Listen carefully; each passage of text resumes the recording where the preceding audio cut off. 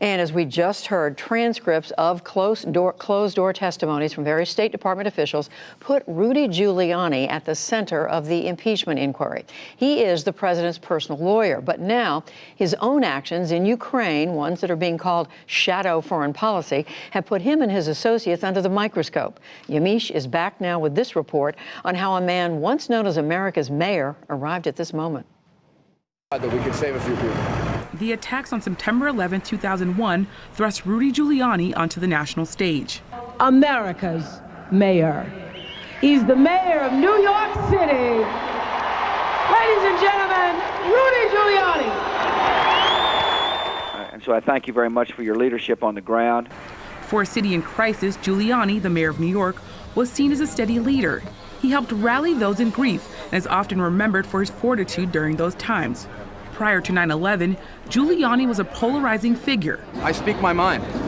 It was that way yesterday, it's going to be that way today, it's going to be the same tomorrow. He presented himself as a tough-on-crime mayor who was going to clean up the city. It's going to stop and end when we change the people who are running New York City. But under his tenure, New York ushered in controversial policing tactics.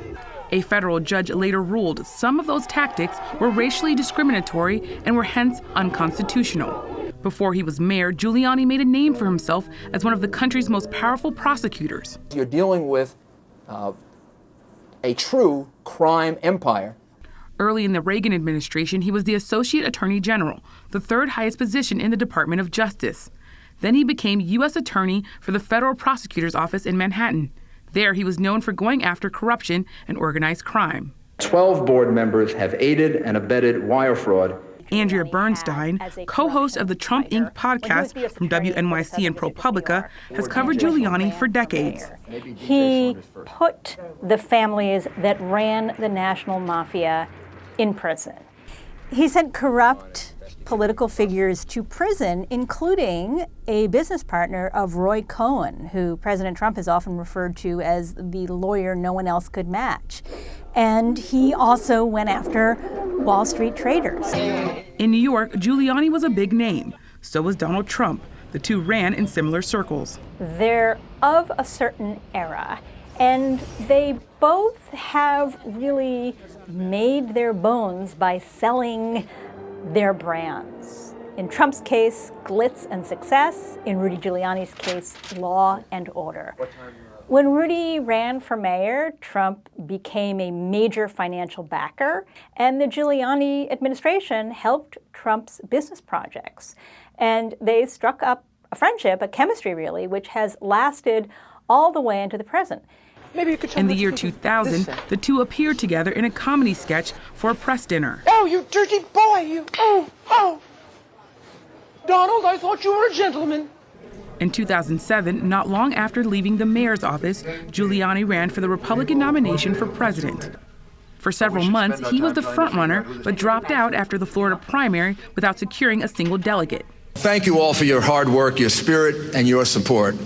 In 2016, Giuliani was an early and vocal supporter of then-candidate Trump.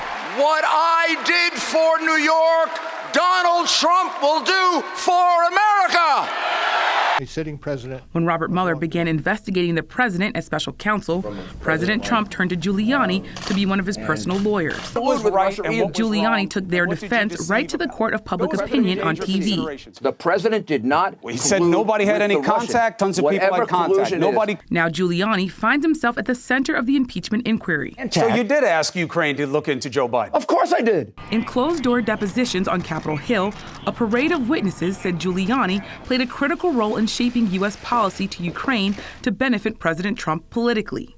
The initial whistleblower complaint that sparked the impeachment inquiry states, the president's personal lawyer, Mr. Rudy Giuliani, is a central figure in this effort.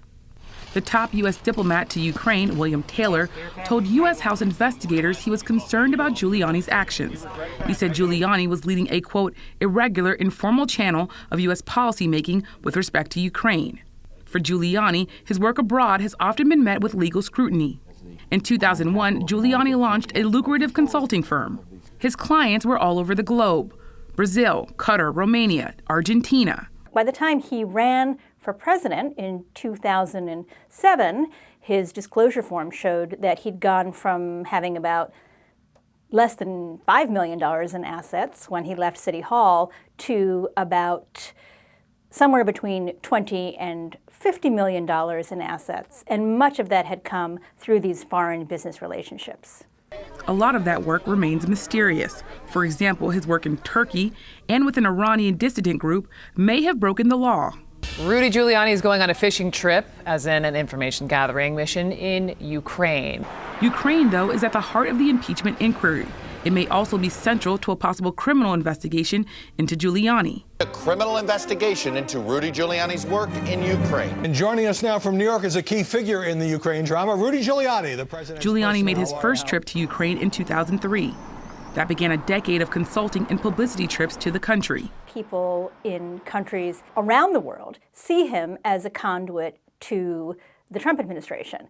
He began working in Ukraine for the mayors of various cities, for the mayor of Kharkiv, for the mayor of Kiev. He began making trips there. It doesn't seem like these trips involved real consulting work, maybe a speech, but certainly appearances. During the first 2 years of the Trump administration, Giuliani ramped up his trips to Ukraine. He sought to dig up dirt on President Trump's political rivals there. To do so, he turned to two associates, Lev Parnas and Igor Fruman. These two individuals with a series of different kinds of businesses, but no real track record in American politics, began to get very, very close and to make very generous donations to Trump's political causes. What was unusual about this is that they really didn't have a business profile, and yet they were making contributions running up to the hundreds of thousands of dollars to Republican political causes. Giuliani dispatched Parnas and Fruman to Kiev, the capital city of Ukraine. They were to uncover information to undermine the U.S. intelligence community and Special Counsel Robert Mueller's findings that Russia interfered in the 2016 election. In their efforts, the two connected Giuliani with the Ukrainian prosecutor general at the time, Yuri Lutsenko. Lutsenko is somebody that at one point in the past year said that he had information that could be damaging to the Bidens and was working closely with Rudy Giuliani in his effort to, as Giuliani saw it, expose some kind of malfeasance by the Biden family. Now it's worth saying that there is no such evidence of that. Giuliani's meetings with the Ukrainian prosecutor are an important thread in the impeachment investigation. As for Parnas and Fruman, they ran into their own legal troubles. This investigation is about corrupt behavior, deliberate law-breaking. The two have been indicted by federal prosecutors for allegedly illegally funneling campaign contributions to get the U.S. ambassador to Ukraine removed from her post, among other charges. My knowledge in the spring and summer of this year about any involvement of Mr. Giuliani was in connection with a campaign against our ambassador to Ukraine.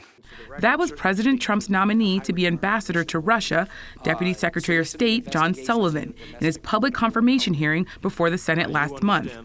As these questions swirl, Giuliani has been noticeably absent from his once frequent TV appearances. He has been subpoenaed by the U.S. House. So far, he is refusing to comply. For the PBS NewsHour, I'm Yamiche Alcindor.